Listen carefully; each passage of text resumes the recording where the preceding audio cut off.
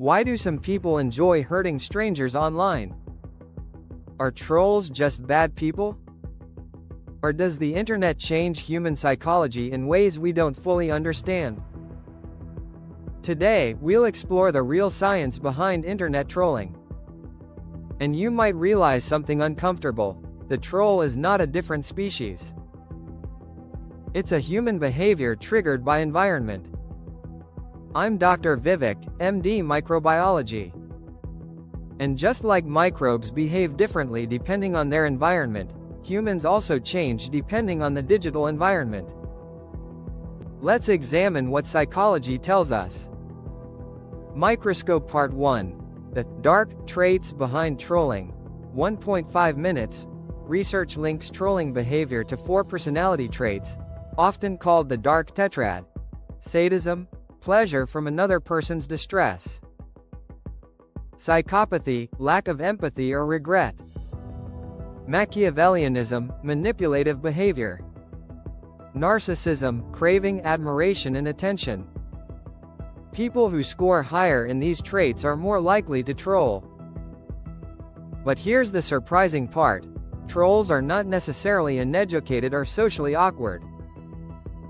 Journalist Ginger Gorman, in her book Troll Hunting, found that many trolls have families, have full-time jobs, show leadership skills, coordinate large online groups. They are often socially intelligent and skilled at identifying emotional weaknesses. So what changes when they go online? Puzzle Piece Part 2. The empathy deficit of the internet in real life. If you insult someone and they start crying, you see their pain. Facial expressions. Voice tremors. Tears.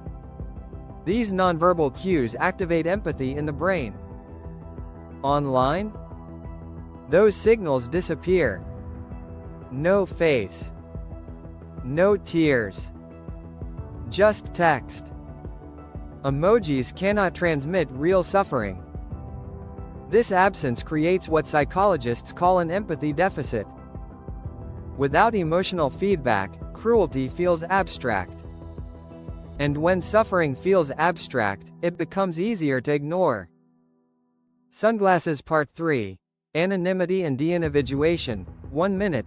Now add anonymity. When your identity is hidden, real-world consequences feel distant.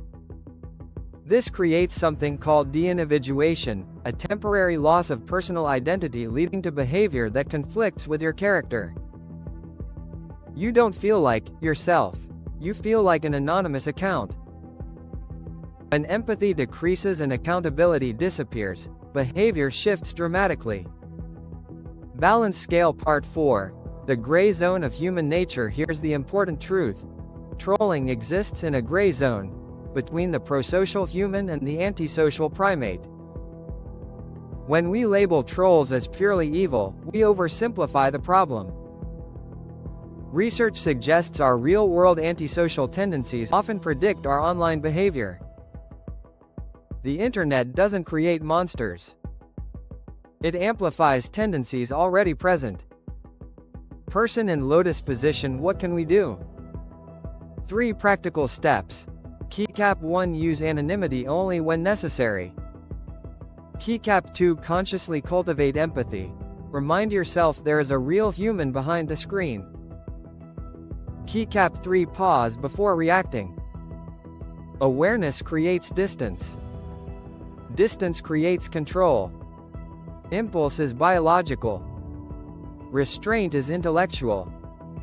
Bullseye. Closing the internet removed friction. It removed emotional feedback. It removed consequences. And in doing so, it revealed parts of human psychology we prefer not to see. The real question isn't, why are trolls evil? It's, what kind of digital environment am I helping create? If you enjoy deep psychological breakdowns like this, subscribe. Let's build a community of thoughtful minds, not reactive ones.